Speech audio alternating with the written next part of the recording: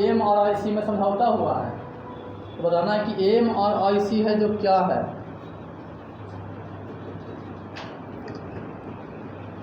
M और आई सी है जो क्या है, तो एम और आई सी इसरो हो गया इंडिया का अंतरिक्ष संस्थान हुआ ना जी। हैं जो आपको याद हो रहा है ना वो बेटा चैप्टर हो जाता है।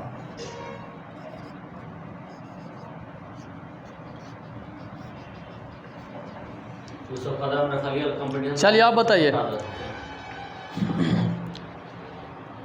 ब्रह्मांड में सबसे कमज़ोर बल कौन है? गुरुत्वाकर्षण बल। ठीक है, आप बताइए भैया। गुरुत्वाकर्षण बल है जो मतलब किसके किसके बीच लगता है? दो वस्तुओं के भी, तो ठीक है लेकिन और थोड़ा सा अच्छा से बताइए। जैसे इसके बीच लग जाएगा, कहाँ नहीं लगेगा? वही तो है कि आप छोड़ दिए है ना। बताइए।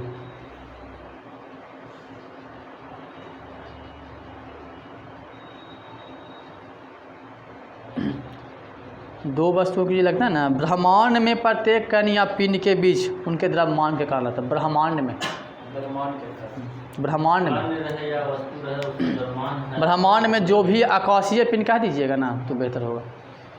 हालांकि हम दे देते हैं, बढ़िया से याद कीजिए, यही सब छूटता है छोटा छोटा चीज़ को। आगे बताइएगा। गुरुत्वाकर्षण का नियम कौन दिया था जी? सूरज जी, गुरुत्वाकर्षण का नियम कौन दिया था? हेनरी। आगे गलती है ये, हेनरी कैवेंडिश। आप बोलिए गुरुत्वाकर्षण का नियम कौन दिया था? अगर गाँव देंगे तो नेगेटिव, टेंशन का ले रहा हूँ। हो गया आपका आंसर।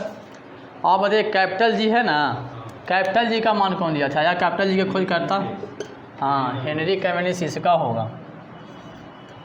आगे बता दीजिए कैपिटल जी का मान। कैपिटल जी का मान बताइए आप।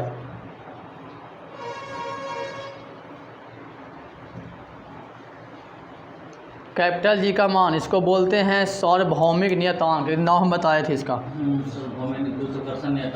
हाँ, सार्वभौमिक नियतांक।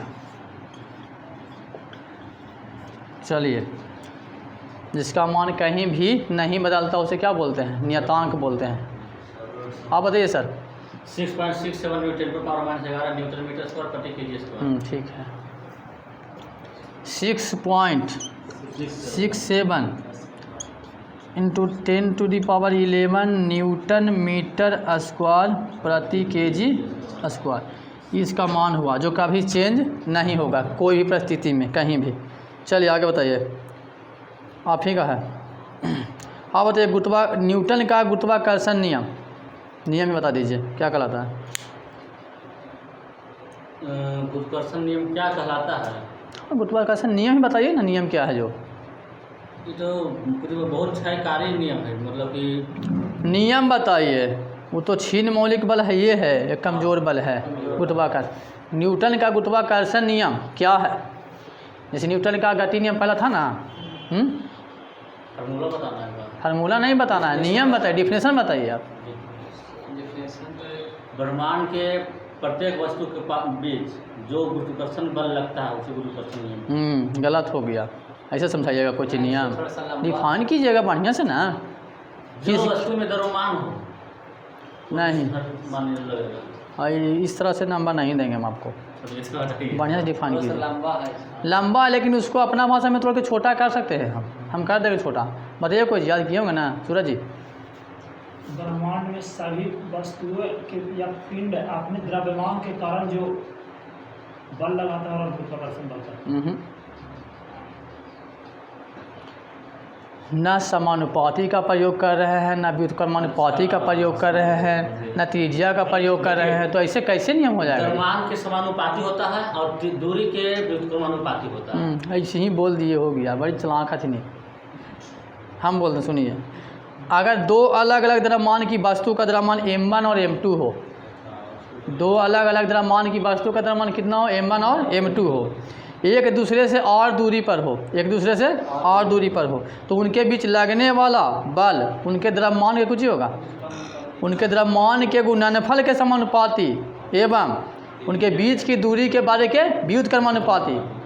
कितना अच्छा है। और तोनी कुछ प्रयोग न करा लो। फार्मूला बोलेंगे तो उसमें सब आ जाता है। फार्मूला से परिभाषा नहीं बोल सकते हैं, बोल सकते हैं। देखिए फार्मूला से बोल परिभाषा, सकते हैं लेकिन बोल चलिए आप बताइए फार्मूला बता दीजिए तब। गुरुत्वाकर्षण बराबर क्या होता है फार्मूला? फार्मूला से हम बोलते हैं देख देख के, बोलिए। गुरुत्वाकर्षण बल बराबर हाँ, Gm1 इंटू m2 बटे r स्क्वायर, स्मॉल आर होगा, F बराबर होता है। तो इसी से बोलिए ना, ब्रह्मांड में दो अलग अलग द्रव्यमान की दो वस्तु है, हाँ जो उनके गुणनफल का क्या होगा? समानुपाती होगा। मतलब क्या है, कुछ हुआ कि अगर ई बढ़ेगा, द्रव्यमान बढ़ेगा तो गुरुत्वाकर्षण बल कुछ होगा, बढ़ेगा। समानुपाती का मतलब बताए थे, इधर बढ़ेगा तो इधर ही बढ़ेगा, इधर बढ़ेगा तो इधर ही बढ़ेगा, ठीक है। और उनके बीच की दूरी के क्या होगा? व्युत्क्रमानुपाती होगा। मतलब दूरी बढ़ेगा तो बल क्या होगा? कमज़ोर होगा, और दूरी घटेगा तो बल मजबूत होगा। बस परिभाषा तेरे से निकल ही गया जी, यही तो ना था परिभाषा। परिभाषा तो कुछ अलग नहीं था। ब्रह्मांड में स्थित किन्हीं दो वस्तुओं जिनका द्रव्यमान m1 और m2 है, उनका गुणनफल कुछ होगा? बल के समानुपाती होगा, ठीक है। एवं उनकी दूरी क्या होगा? व्युत्क्रमानुपाती होगा। मतलब दूरी हम बढ़ावेंगे, दो वस्तु ले लिए,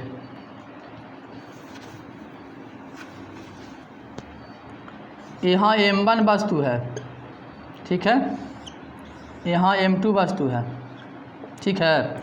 अब ये दोनों के बीच की दूरी कितना है? r है। चलिए ठीक है।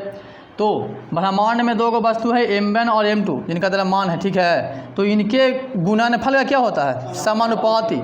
मतलब गुना करेंगे तो क्या होगा? बल का मान क्या होगा? बढ़ेगा। और इनके बीच की दूरी क्या होगा? व्युत्क्रमानुपाती। मतलब ये दूरी को हम अगर यहाँ से यहाँ कर दें, ये m1 है, यहाँ से लंबा कर दें और ये m2 है और r है, तो r का मान क्या हुआ? बढ़ गया। तो कोई भी वस्तु जितना एक दूसरे से दूरी पर जाएगी तो उनके बीच का जो बल होगा या लगने वाला जो बल होगा क्या होगा? कमज़ोर होगा कि मजबूत होगा?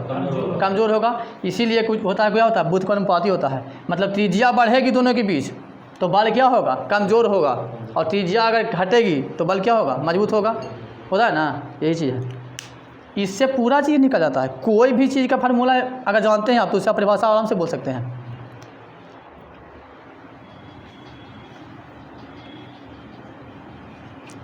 चलिए आगे बोलिएगा। किन कह रहा है? हाँ बोलिए।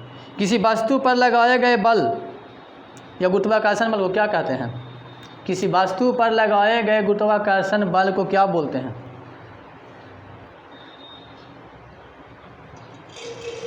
हम एक का लाइन पूछते हैं, और कि जो सिंपल वर्ड होता है ना उसको लोग पढ़ के सिर्फ छोड़ देता है, उसमें छिपा हुआ क्वेश्चन पर ध्यान नहीं दे पाता है। एकदम मतलब इसमें कोई दिक्कत नहीं है, सही बात बोल रहे हैं। बोलिए, हाँ बोलिए। किसी वस्तु पर लगाए गए गुरुत्वाकर्षण बल को उसका क्या कहते हैं? उस वस्तु का क्या कहते हैं? मेरे ऊपर मेरे मतलब हम पर गुरुत्वाकर्षण बल लग रहा है कि नहीं लग रहा? हाँ, सब पर लग रहा है। गुरुत्वाकर्षण के कारण ही पृथ्वी हमको अपनी ओर खींच रहा है, इसलिए हम चल रहे हैं। या फिर हम पैर आगे बढ़ा रहे हैं ना तो हमको फिर से वो खींच रहा है तो हम उसके ऊपर रख रहे हैं। इसी कारण होता है। गुरुत्वाकर्षण बल कौन सा बल है? वैसा बल जिससे पृथ्वी किसी वस्तु को अपनी ओर आकर्षित करती है या खींचती है, ठीक है। तो बताइए कि किसी वस्तु पर लगाया गया गुरुत्वाकर्षण बल को क्या कहते हैं?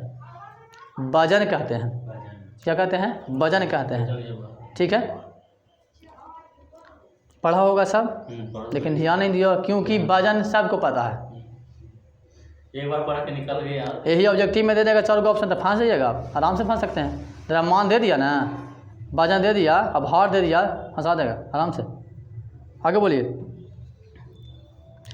जी को बोलते हैं सार्वभौमिक नियतांक, आपका ना। तो सार्वभौमिक नियतांक इसका मान किसने दिया था? Capital G. ठीक हो। थोड़ा सा हम जान के पूछा लिया वालों से, तो तकनी बोलबे के लिए। आगे बोलिएगा अमरेश जी। न्यूटन का गुरुत्वाकर्षण नियम पृथ्वी पर मान है कि पूरे ब्रह्मांड में मान है? हाँ, पृथ्वी पर मान है कि पूरे ब्रह्मांड में मान है? पृथ्वी पर, पूरे ब्रह्मांड में।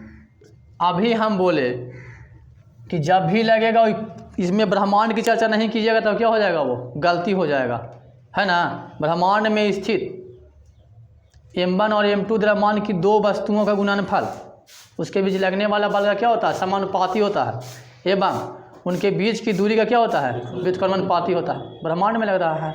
पृथ्वी किस में आता है, ब्रह्मांड में आता है। 9 गो ग्रह है, 8 गो, सब कुछ में आता है, पृथ्वी पर आता है। तो पृथ्वी पर आता है तो जो ग्रहवन है उसके बीच भी कौन सा बल लग रहा है, गुरुत्वाकर्षण बल लग रहा है। चलिए ठीक है, अब क्वेश्चन है, अब बताइएगा, दो अलग अलग द्रव्यमान की वस्तु के द्रव्यमान को अगर दोगुना कर दिया जाए और उनके बीच की दूरी को आधा कर दिया जाए तो उनके बीच लगने वाला बल कितना गुना बढ़ जाएगा। कितना गुना बढ़ जाएगा? हाँ, तो ये हो जाएगा, बढ़ेगा 15 गुना, लेकिन होता 16 गुना बढ़। हाँ ठीक है, 16 गुना हो जाएगा, बढ़ेगा 15 गुना, क्योंकि 16 गुना होगा और 1 गुना पहले से है, तो 16 में से घटाएंगे तो कितना बचेगा, 15। 15 गुना बढ़ जाएगा, हो जाएगा कितना था, 16 गुना। ठीक, याद है, बढ़िया है। इसको थोड़ा सा अच्छी करके समझा देते हैं। फार्मूला भी बनता है, वही फार्मूला बनता है।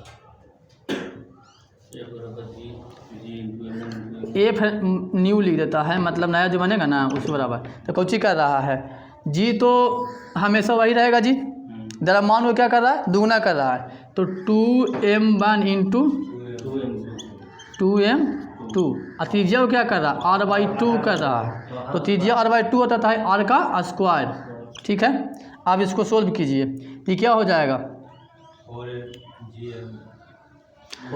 पहले तो यहाँ से ही कीजिएगा 2m1 इंटू 2m2, और ए वाला r है जो कहाँ चल जाएगा, ऊपरे, तो यहाँ पे स्क्वायर होगा तो नीचे बचेगा r स्क्वायर, और ये 4 होगा ना, तो 4 कहाँ चल जाएगा, ऊपर में। तो g इंटू क्या हो जाएगा, 2 दूनी 4, 4 4 16 m1 और m2, अब बटा r स्क्वायर। तो कितना बढ़ा कितना, इतना। इसमें देखिए फार्मूला क्या होता था, g इंटू m1 गुना m2 बटा r स्क्वायर। इसमें बढ़ा क्या, सिर्फ ही ना बढ़ा, तो यही हो गया 16। तो ये पूरा का पूरा होता था और गुना 16 हो गया, मतलब बढ़ा कितना, 16 गुना। 16 गुना हो गया, पहले से 1 गुना है ना, तो 16 में से हम 1 घटा देंगे तो क्या हो जाएगा, 15 गुना। ये 15 गुना क्या होता है, बढ़ता है, और होता कितना है, 16 गुना। अब पूछ जाएगा कि 2 का स्क्वायर 4 है, तो कितना गुना हो गया, वो दुगना हो गया ना, लेकिन बढ़ा कितना, 3। कहे कि पहले से कितना, 3 बढ़ा कि 2 बढ़ा, 2 बढ़ा, ओरा में 2 बढ़ेगा, कहे कि 2 का स्क्वायर है ना, 1 ना ले रहे हैं। चलिए ठीक है, ये हमेशा याद रखिएगा। अब आ गया गुरुत्वाकर्षण बल और गुरुत्व बल में अंतर आ गया। आपका क्वेश्चन है, बताइए गुरुत्व बल किसे कहते हैं। यहाँ से डिफाइन होगा कि गुरुत्वाकर्षण बल और गुरुत्व बल में क्या अंतर है, एकदम याद रख लीजिएगा, एकदम आराम से याद कीजिएगा, एकदम बहुत बढ़िया क्वेश्चन है। गुरुत्व बल किसे कहते हैं, गुरुत्वाकर्षण तो बता दिए, गुरुत्व बल किसे कहते हैं।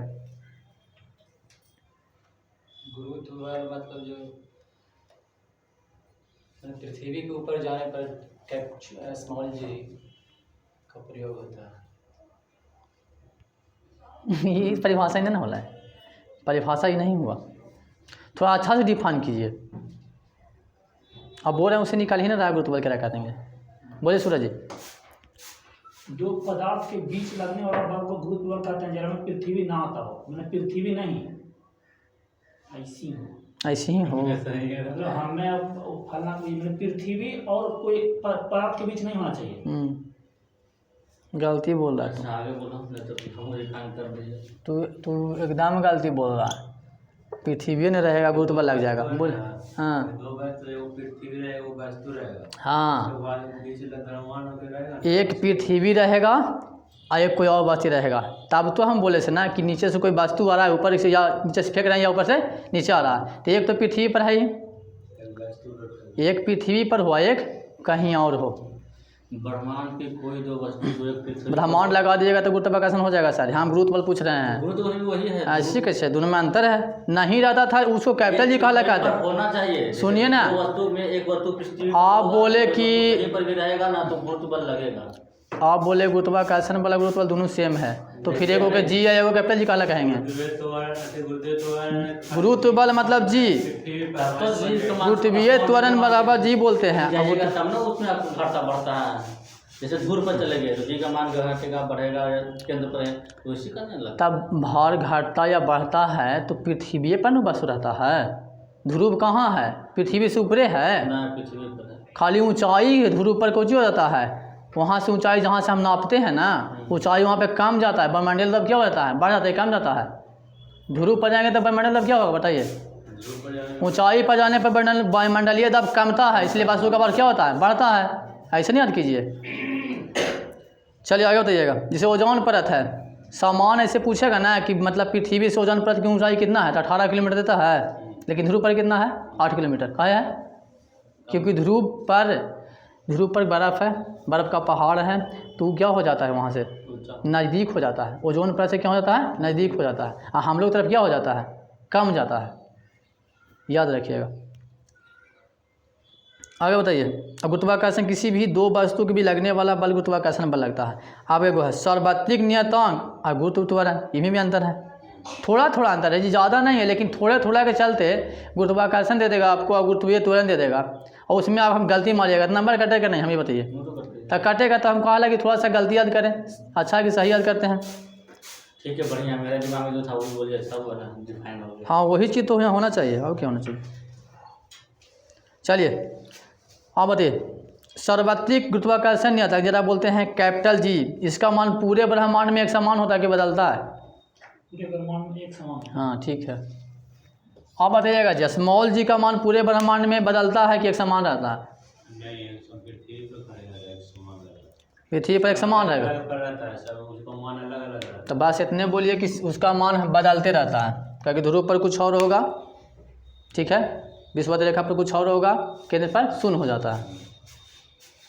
आगे बताइएगा आप। स्मॉल जी का मान कितना होता है जी, अमरेश जी? स्मॉल जी का मान कितना होता है? 0। पीछे ही बोलिएगा, बोलिए तो बोलिए, स्मॉल जी का मान कितना होता है?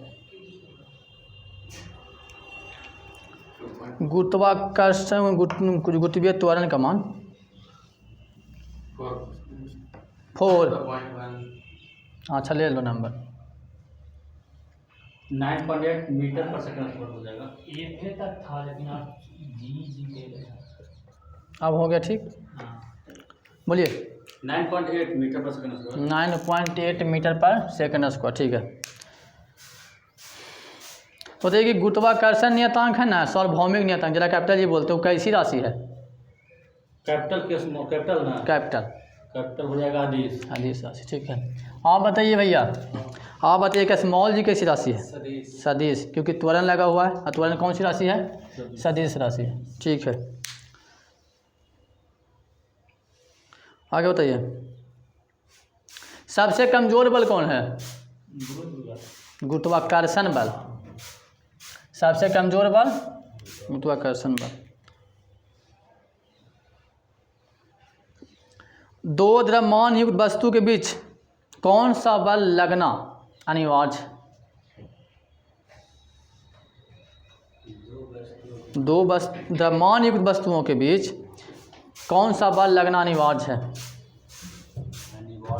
मतलब वो दो को द्रव्यमान वाला कोई वस्तु है तो उसके बीच हमेशा कौन सा बल लगेगा?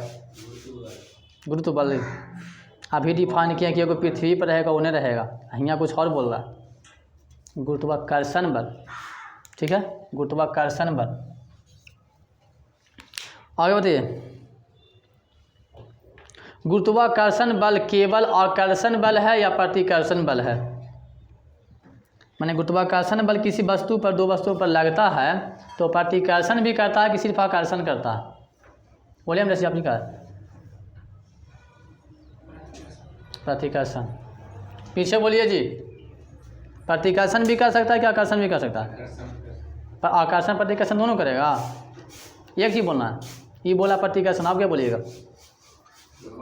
दोनों कर सकता है, दोनों कर सकता है तो दोनों लीजिए। गुरुत्वाकर्षण बल सिर्फ क्या करता है? आकर्षण करता है।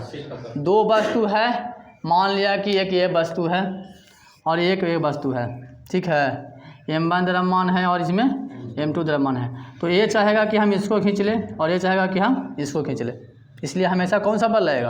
आकर्षण बल। प्रतिकर्षण मतलब होता है क्या? एक दूसरे से अलग होना, ठीक है, तो प्रतिकर्षण नहीं, गुरुत्वाकर्षण, गुरुत्व के कारण जो आकर्षण होता है क्या, उसे कौन सा बल कहते हैं? गुरुत्वाकर्षण बल। दो m द्रव्यमान की वस्तुओं के बीच जो उन दोनों वस्तुओं में गुरुत्व बल है और उसके कारण किसी वस्तु को मतलब एक दूसरे को खींच रहा है, उसे कौन सा बल कहेंगे? गुरुत्वाकर्षण बल बोलेंगे।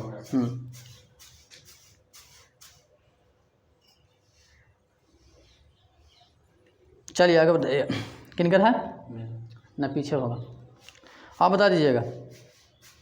गुरुत्वीय त्वरण का मान फेंके जाने वाली वस्तु के द्रव्यमान पर निर्भर करता है कि नहीं करता? गुरुत्वीय त्वरण स्मॉल जी जरा बोलते हैं, उसका मान हम किसी वस्तु को अगर फेंक रहे हैं तो उस वस्तु के द्रव्यमान पर निर्भर करेगा कि नहीं करेगा? नहीं करेगा, नहीं करता है, निर्भर नहीं करता है, क्योंकि निर्भर करता है द्रव्यमान कहाँ? गुरुत्वाकर्षण बल में। यहाँ गुरुत्वीय त्वरण है, समझ में आया ना, उसमें करेगा, इसमें नहीं करेगा। आगे बताइए, आप बताइए, अगर पृथ्वी का द्रव्यमान या किसी ग्रह का द्रव्यमान m हो तथा त्रिज्या r हो तो गुरुत्वीय त्वरण का मान क्या होगा? अगर पृथ्वी का द्रव्यमान या किसी ग्रह का द्रव्यमान m हो तथा त्रिज्या r हो तो गुरुत्वीय त्वरण का मान क्या होगा? स्मॉल जी का मान पूछ रहे हैं का? स्मॉल जी का मान नहीं, स्मॉल जी वाला फार्मूला पूछ रहे हैं, ऐसा कंडीशन रहने पर gm/r²। हाँ, gm/r²,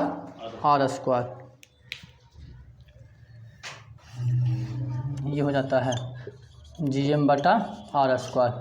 किसके होता है? स्मॉल जी बराबर होता है। इसमें भी देखिए द्रव्यमान बढ़ेगा, ये तो हमेशा कुछ ही रहेगा, इसी रहेगा, और ये है m, ये बढ़ेगा तो ये बढ़ेगा कि नहीं बढ़ेगा? ये रहे ई बढ़ा, व्युत्क्रमानुपाती हो गया यहाँ भी, और ये क्या हो गया? इसका समानुपाती हो गया, ये याद रखिएगा। यहाँ पर कभी कभी पूछ देता है नंबरिकल से, बहुत जब पूछता है ई वाला पर भी, और गुरुत्वाकर्षण वाला बोले ना, g बराबर g × m1 और m2/r², इस सब पर नंबरिकल अच्छा पूछता है, बढ़िया। आगे बताइएगा, किनकर है? अगर दो अलग अलग द्रव्यमान की वस्तु को गिराया जाता है तो पृथ्वी पर दोनों एक साथ आएगी या फिर मतलब एक पहले आएगा एक पीछे आएगी? हवा में, निर्वात में। कुछ कुछ नहीं लिखा हुआ है, यही तो इसमें क्वेश्चन की खासियत यही है, बताइए। निर्वात में तो मतलब बुझ तो हो, हवा में रहेगा तो कुछ नहीं, आप बताइए, आप कुछ नहीं, सही में कुछ नहीं है, ऐसा नहीं कि मतलब हम अपने मन से बोल रहे हैं, कुछ नहीं है। निर्वात में साथ में गिरेगी दोनों, अब हवा में दोनों अलग अलग, मतलब जिसका तो एक चीज़ आपका सही आंसर है, लेकिन अगर कुछ ना लिखा रहा है ना तो निर्वात समझा जाता है, कुछ ठीक नहीं है? रहेगा हाँ, निर्वात। कुछ ना लिखा रहा है उसमें कि हवा में या निर्वात में या कोई माध्यम में, तो कुछ ही समझा जाएगा निर्वात, इसलिए दोनों वस्तु क्या होगी? एक साथ गिरेगी, चाहे कोई भी द्रव्यमान की वस्तु रहे। आगे बताइएगा, निर्वात में अलग अलग द्रव्यमान की वस्तु को गिराने पर दोनों एक साथ गिरेगी। एक साथ गिरेगी, दोनों का आंसर देखिए, क्यों हो गया ना, इसलिए ना दिया रहे तो उसी चीज़ को मानते हैं। हाँ, आगे बताइएगा आप जी, अनिरुद्ध जी, हवा में अलग अलग द्रव्यमान की वस्तु गिराने पर सबसे पहले कौन सा वस्तु पृथ्वी पर पहुंचेगा? जिसका भार ज़्यादा होगा जो पहले पहुंचेगा। अमरेश जी बताएंगे, अगर कोई ट्रेन एक समान वेग से गतिशील है और उसमें बैठा व्यक्ति किसी सिक्कों को उछालता है तो वह सिक्का उसको हाथों में गिरेगा। अगर ट्रेन त्वरण के साथ आगे बढ़ेगी तो, या फिर एक समान वेग से आगे बढ़ेगी तो?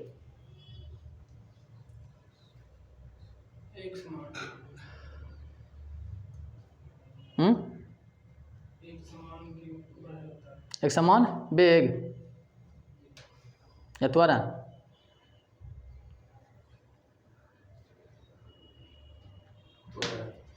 आगे बेग हो जाएगा, वेग हो जाएगा, कोई आओ। हाँ, बेग होगा, एक समान बेग से बढ़ेगा ना, एक समान त्वरण से बढ़ेगा तो अगर पीछे क्या गिरेगा, भारत से गिरेगा पीछे गिरेगा, बेग से गिरेगा तो हाथ में गिरेगा। ठीक है। तू कुछ बोला था, ये बेग बोले थे, बेग सामान दे देते हैं, ठीक है। इसका तो नेगेटिव ही देंगे, त्वरण बोला था वो, त्वरण से रहेगा ना तो पीछे गिर जाएगा। त्वरण अगर, हाँ त्वरण मतलब वो चीज़ बताए थे, एक्सीलेटर। एक बैग बढ़ा देंगे तो कुछ ही होगा। पीछे से बढ़ जाएगा। अगर एक समान वेग से आ रहे हो गाड़ी पर तो गाड़ी पर से करोगे तो हाथे में गिरेगा, लेकिन अब तू बी का जैसे ही कोई स्पीड ज़्यादा कर दिया तो कुछ ही होगा, हवा काश के लगेगा पीछे चला एकदम पीछा गिरेगा, ठीक है ना। चलिए आगे बताइए।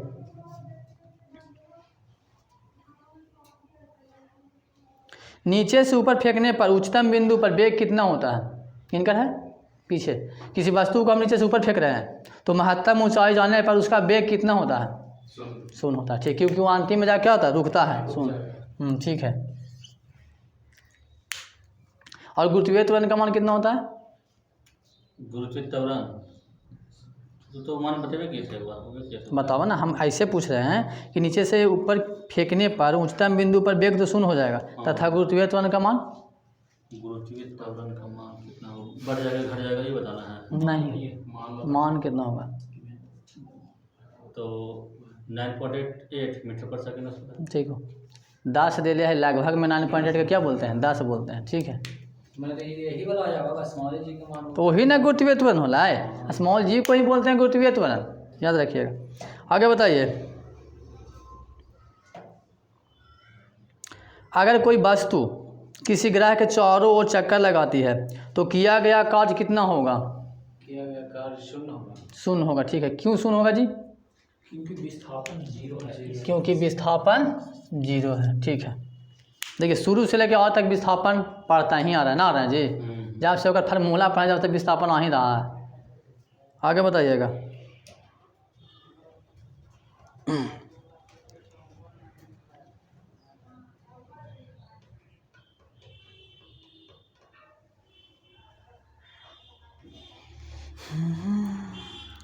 चलिए अब आगे जी के मान में परिवर्तन, ठीक है। केस नंबर 1 है, पृथ्वी की सतह से ऊंचाई के कारण जी के मान में जो परिवर्तन होता है ना, वो पूछ रहे हैं। अगर ग्रह, अभी का, अगर ग्रह का द्रव्यमान m है, त्रिज्या r है तथा ग्रह के सतह से h ऊंचाई पर m द्रव्यमान की वस्तु, तो h ऊंचाई पर गुरुत्वीय त्वरण का मान कितना होगा। फार्मूला है, बताइए। थोड़ा क्रिटिकल फार्मूला है, बताइए। अगर ग्रह का द्रव्यमान m है, त्रिज्या कैपिटल R है तथा ग्रह के सतह से h ऊंचाई पर m द्रव्यमान की वस्तु है, तो h ऊंचाई पर गुरुत्वीय त्वरण का मान क्या होगा। ऊंचाई पर क्या होगा, नीचे नहीं, ऊंचाई पर क्या हो जाएगा।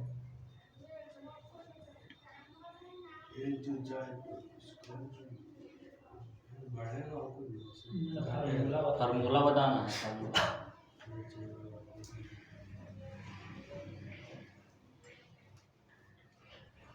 आगे बढ़ो।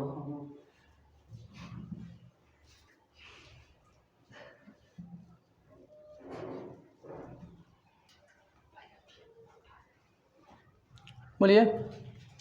बोलते हैं GM बटा R प्लस H के होल स्क्वायर। GM बटा R प्लस H के, इसको समझा दो थोड़ा, ठीक ना, समझ लीजिए, बढ़िया जाएगा।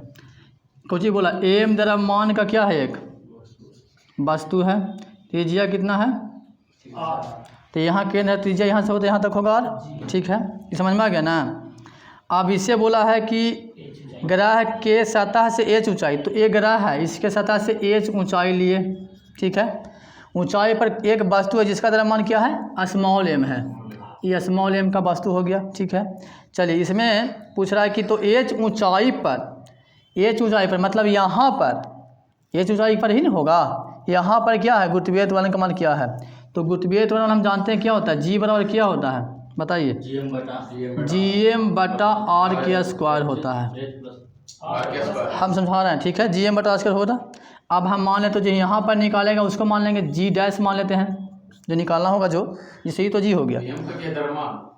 M है इसका द्रव्यमान। अभी हम पढ़े कि गुरुत्वीय त्वरण में द्रव्यमान को नहीं लिया जाता है, गुरुत्वीय त्वरण द्रव्यमान पर निर्भर करता है, नहीं करता है। तो इससे कोई मतलब हमको है नहीं है, इससे मतलब नहीं है। तो देखिए अब एच ऊंचाई बोला, तो एच ऊंचाई बोला तो यहाँ से यहाँ और था, यहाँ से यहाँ कितना हो गया एच, तो ये दोनों क्या हो जाएगा, जुड़ जाएगा, तो कुल ऊंचाई कितना हो जाएगा आर प्लस एच हो जाएगा। आर स्क्वायर था ना जी, तो कुल ऊंचाई का क्या हो जाएगा स्क्वायर। अब ऊपर में क्या था जी एम, तो जी डैश बराबर क्या आ गया, समझ में आ गया, समझे कि कैसे हुआ जे, यहाँ थोड़ा सा बढ़िया समझिए। एम द्रव्यमान की कोई वस्तु थी जिसका त्रिज्या कितना था आर था, तो त्रिज्या हमेशा परिधि पर डाले, केंद्र से परिधि पर खींची गई रेखाखंड को क्या बोलते हैं, उसकी त्रिज्या बोलते हैं। तो त्रिज्या तो यहीं तक ना रहेगा। इसके बाद बोला कि ग्राह से एच ऊंचाई पर, तो ग्राह से एच ऊंचाई ले लिए और वहाँ पर एच ऊंचाई पर क्या है, एक एम द्रव्यमान की वस्तु है। और हम जानते हैं कि गुरुत्वीय त्वरण कभी भी किसी वस्तु के द्रव्यमान पर निर्भर नहीं करता है, इसलिए जी बराबर होता है जी एम बटा आर स्क्वायर। और यहाँ हो गया कि ऊंचाई क्या हो गया, बढ़ गया, इसलिए R plus H equal total ऊंचाई हो गया, तो जी डैश बराबर क्या हो जाएगा जी एम बटा आर प्लस एच के स्क्वायर। बस इसको समझिए कैसे हुआ, जो समझ लीजिए, समझ लिए पूरा जी। अनुज जी समझ में आया ना तो समझ में ही नहीं आता होगा कि छोटका जो स्मॉल एम था वो कहाँ गया, यार मेरी समझ में नहीं आता होगा ना। गुरुत्वीय त्वरण द्रव्यमान पर निर्भर करता ही नहीं, तो उसको लेंगे कैसे, है ना, चाहे कितनों द्रव्यमान के वस्तु रहे, गुरुत्वीय त्वरण में उसका मान नहीं आएगा, लेकिन गुरुत्वाकर्षण बल नियम में आएगा। चलिए आगे बताइएगा, किनकर है, अमरीश जी के। पृथ्वी के सतह से ऊंचाई बढ़ने पर गुरुत्वीय त्वरण का मान घटता है कि बढ़ता है, क्या होता है, बढ़ता है घटता है।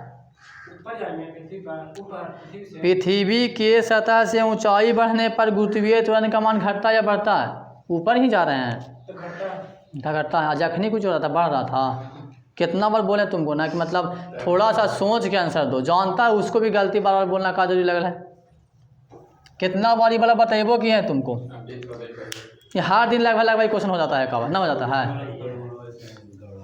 हैं शुरू दिन में कौन वाला फॉर्मूला, हाँ तो थोड़ा सा अपन मन में रखिए। अब केस नंबर 2 है, ठीक है, पृथ्वी के सतह से गहराई के कारण, अभी तक ही था ऊंचाई के कारण, अभी है गहराई के कारण। अगर एम द्रव्यमान की वस्तु पृथ्वी की सतह से डी गहराई नीचे हो तो गुरुत्वीय त्वरण का मान क्या होता है, आप ही का एम द्रव्यमान की वस्तु पृथ्वी की सतह से डी गहराई नीचे हो तो गुरुत्वीय त्वरण का मान क्या होगा,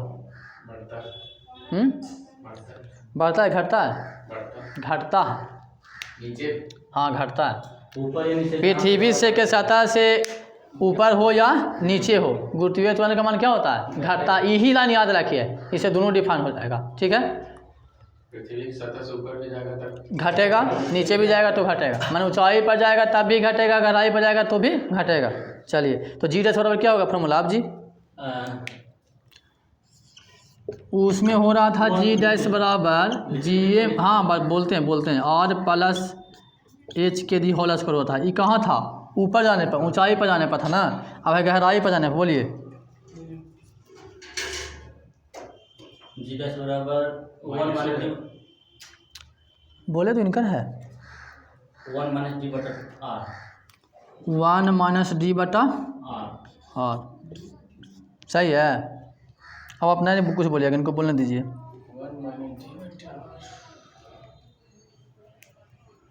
माइनस डी बटा आर स्क्वायर, आर स्क्वायर हो जाएगा, सही है जी, तो सही बताइए।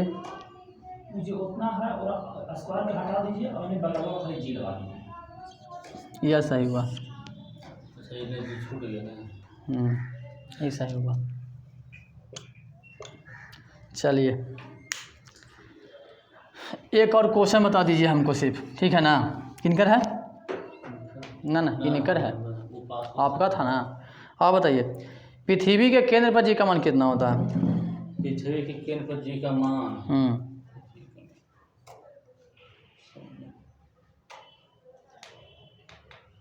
शून्य। ये 3 चीज़ हमेशा याद कर लीजिएगा। अब थोड़ा सा दोहरा देते हैं हम। पृथ्वी की सतह से ऊंचाई पर जाने पर गुरुत्वीय त्वरण का मान क्या होगा? घटेगा। पृथ्वी से गहराई पर जाने पर गुरुत्वीय त्वरण का मान घटेगा।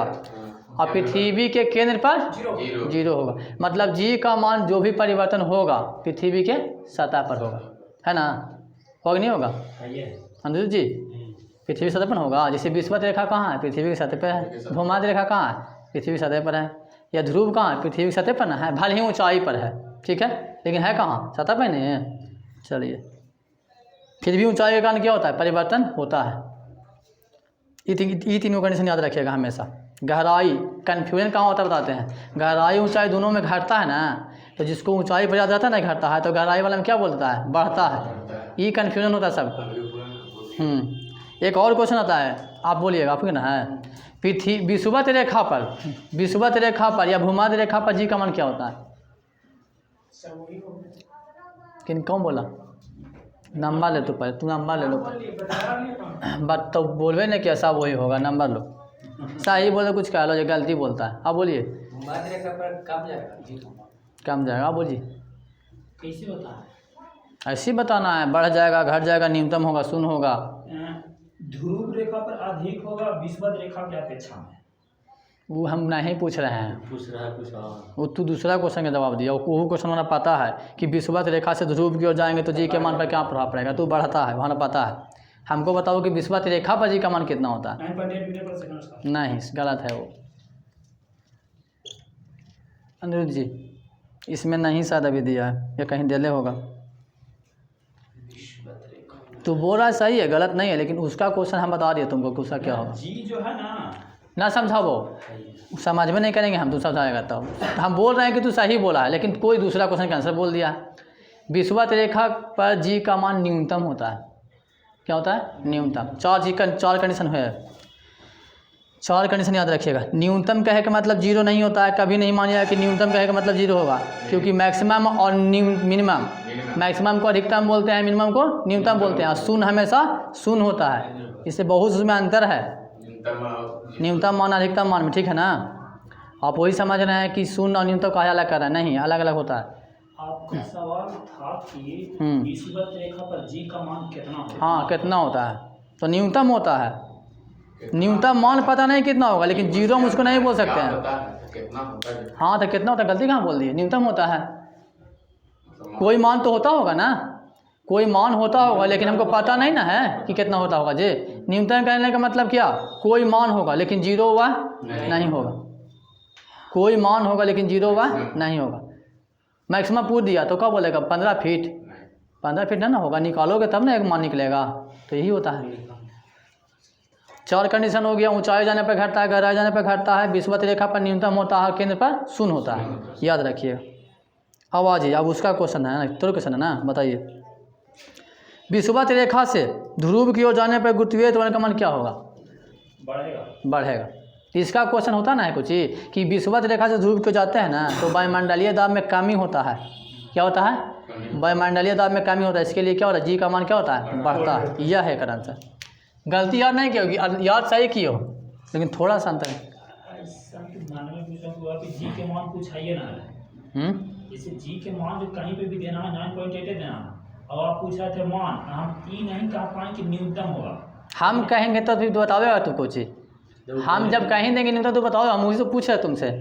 हम तो उसी जगह पूछ रहे थे, जी का मान ही पूछ रहे थे ना, जी का मान ही पूछ रहे थे ना। हाँ, आगे बोलिए। हाँ बताइए। ध्रुव से विषुवत रेखा की ओर, ध्रुव से विषुवत रेखा की ओर आने पर गुरुत्वीय त्वरण का मान क्या होगा? घट जाएगा। घट जाएगा। आगे बताइएगा जमरेश जी। ध्रुव पर गुरुत्वीय त्वरण का मान विषुवत रेखा की तुलना में अधिक होता है, कम होता है? आप बोलिए। न्यूनतम। दुनहुन है जे अधिकतम। क्वेश्चन में ना सुना, 2 बार भी जो क्वेश्चन इसको जो क्वेश्चन किए उसमें उसका आंसर छिपल था। ध्रुव पर गुरुत्वीय त्वरण का मान विषुवत रेखा की तुलना में क्या होता है? अधिक होता है। अरे ध्रुव मैंने समझ ही नहीं डाला थे सम। टारगेट फिगर समझा दो। यह है पृथ्वी को दो बराबर भागों में बांटने वाली रेखा को बोलते हैं विषुवत रेखा। यह एक काल्पनिक रेखा है कि वास्तविक रेखा है जी? ये वास्तविक है कि वास्तविक है, खींचल है। ऐसे ऐसे तो अक्षांश रेखा